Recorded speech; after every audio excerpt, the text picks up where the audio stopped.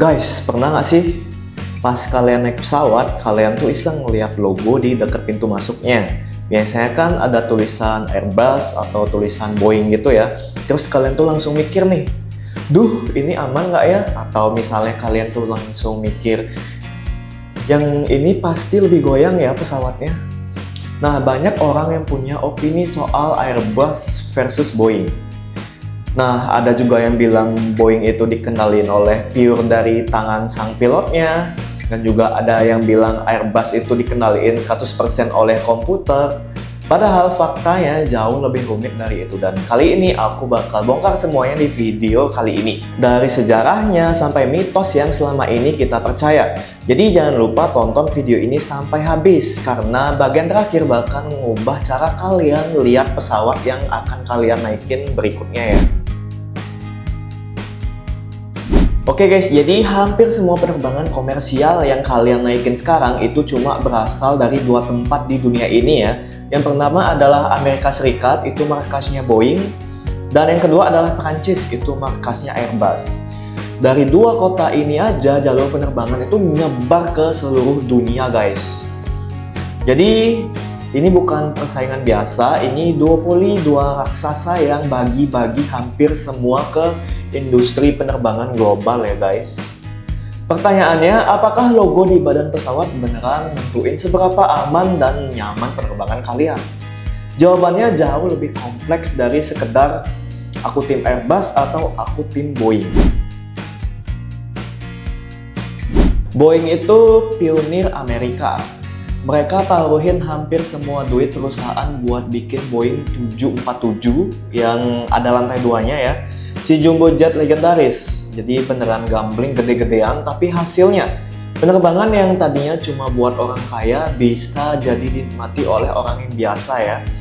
Jadi Airbus lahir dari cerita yang beda. Ini gabungan Prancis, Jerman, Inggris, dan juga Spanyol dengan satu tujuan. Yakini ngerobohin dominasi Amerika yang udah keburu gede duluan. Dari situ lahir Airbus A300, jadi pesawat badan lebar dengan mesin ganda pertama di dunia ya. Dua awal cerita yang beda, total ya. Jadi satu taruh tunggal yang nekat, dan satu lagi kolaborasi banyak negara. Dan ini yang akhirnya bentuk cara mereka desain pesawat yang hampir kayak sekarang ya. Ini bagian penting ya guys. Jadi karena semua yang kalian rasain sebagai penumpang itu berawal dari sini guys. Jadi Airbus itu main di standarisasi ekstrim, kayak pisau lipat serbaguna gitu ya. Jadi satu bentuk tapi fungsinya banyak dan seragam. Fokus mereka bikin kokpit dan sistem operasi seragam di semua pesawat. Dari pesawat yang kecil sampai pesawat yang paling gede guys. Boeing kebalikannya. Mereka main di optimalisasi buat misi tertentu, kayak misalnya jas custom yang dijahit dari nol buat satu orang. Jadi tiap pesawat itu dirancang khusus buat memaksimalisasikan performa di rute kapasitas tertentu. Satu bilang seragamin semua dan satunya lagi bilang sesuaikan tiap detail. Ini contohnya guys. Jadi ada Airbus A320 yang muat 150 orang penumpang. Ada juga Airbus A340 yang muat 440 penumpang. Ada juga Airbus A380, kalian pasti tahu banget, si super jumbo yang punya double deck. Tapi ukurannya sangat beda jauh kan dari ketiga pesawat yang aku jelasin tadi. Tapi buat pilot rasanya hampir sama persis. Soalnya komputer fly-by-wire yang sengaja disetel biar karakteristik kemudinya identik. Nggak peduli ya seberapa besar pesawatnya, kokpitnya dan prosedurnya nyaris seragam total di semua tipe pesawat Airbus. Nah, dari sini lahir efek domino yang lumayan penting. Jadi pilot dan teknisi cukup punya lisensi dasar Airbus. Mau pindah ke tipe lain, tinggal angkut pelatihan yang namanya Cross Crew Qualification. Karena kokpitnya seragam, sertifikasinya jadi cepat. Biaya dan waktu yang dipangkas drastis yang akhirnya penghematan biaya operasional yang gede banget. Makanya maskapai bertarif rendah suka banget sama Airbus. Soalnya pilot dan mekanik gampang ditukar-tukar pasang antar tipe pesawat tanpa pelatihan mahal ya guys. Jadi seperti itu asal mula dari Airbus. Oke, ngomong-ngomong tadi soal Airbus, jadi yang sekarang kalian pasti tahu banget. Yap, ya kini gilirannya si Boeing yang aku ceritain ya. Jadi kalau Airbus main ke seragaman, kalau Boeing justru bangga sama perbedaan. Jadi contohnya ya guys, aku bakal kasih kalian contoh. Jadi Boeing 737 yang biasanya kalian naikin antar domestik itu ada beberapa yang pakai Boeing 737. Jadi Boeing 737 itu didesain khusus buat rute pendek yang bolak-balik cepat, misalnya kayak dari Jakarta ke Bali gitu ya. Dan ada lagi tipe pesawat Boeing 777 yang badannya lebar, dirancang buat bawa penumpang dan kargo raksasa lintas benua. Ada juga Boeing 787, si Dreamliner, punya efisiensi bahan bakar yang gila dan elektronik yang paling canggih buat rute super jauh guys. Boeing nggak mau ngorbanin aerodinamika atau efisiensi mesin cuma demi buat kokpit yang seragam. Tiap pesawat mereka itu alat presisi buat satu tugas spesifik. Terus kenapa maskapai besar dan lama tetap setia sama Boeing meskipun transisinya lebih ribet? Soalnya kokpit 737 klasik emang beda jauh sama 787 modern. Pelatihannya makan waktu dan biaya yang lebih. Tapi maskapai lama ini udah punya ribuan mekanik, instruktur dan pilot yang udah benar-benar punya pengalaman yang jauh ya di ekosistem Boeing. Jadi ngerawat yang udah ada itu tetap lebih murah daripada rombak total ke pabrikan lain ya guys. Meskipun seperti itu, sekarang Boeing 777 dan 787 juga mulai bikin operasionalnya lebih mirip satu sama lain. Biar pelatihannya katanya sih lebih efisien ya guys.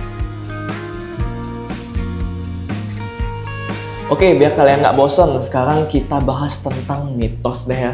Jadi ada yang mengatakan ya guys, jadi mitos yang paling sering beredar, katanya Airbus itu ngandelin komputer buta, sedangkan Boeing itu ngandelin tangan manusia murni.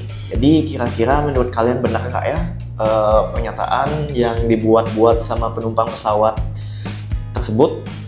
Jadi ini nggak benar ya guys, sekali lagi ini bukanlah hal yang benar.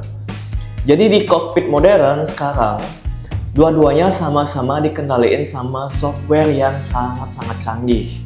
Jadi namanya itu fly-by-wire. Biar manuvernya halus dan yang paling penting soal keselamatan ya guys.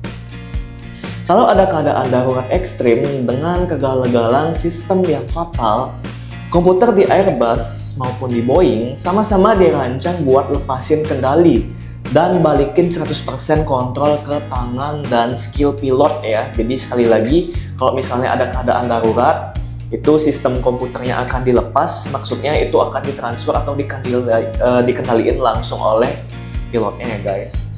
Jadi nggak ada bedanya soal tingkat keselamatan di antara dua pesawat tersebut ya. Oke, sekarang kita lanjut yang beneran nentuin kenyamanan.